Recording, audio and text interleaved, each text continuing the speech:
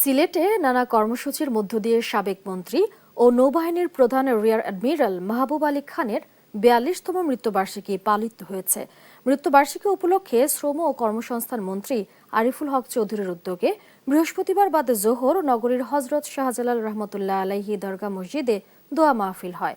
এ সময় দেশের প্রতি তার অবদান গভীর শ্রদ্ধার সাথে স্মরণ করা হয় এবং তার আত্মার মাগফিরাত কামনায় বিশেষ মোনাজাত করা হয়। এছাড়া রিয়ার অ্যাডমিরাল মাহবুব আলী খানের পরিবারের উদ্যোগে দক্ষিণ সুরমার বিরাহিমপুর গ্রামে দোয়া ও মিলাদ মাহফিল হয়েছে।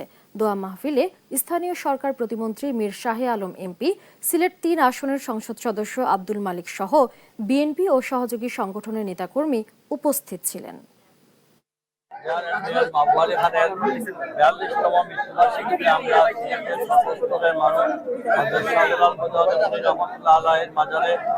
নামাজ শেষে আমরা এখানে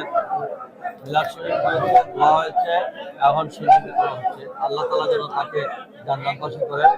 আমি সবার কাছ থেকে মাহবুব আলী খান এবং তার পরিবারের জন্য দোয়া চেয়ে, মাননীয় প্রধানমন্ত্রী এবং তার পরিবারের জন্য দোয়া চেয়ে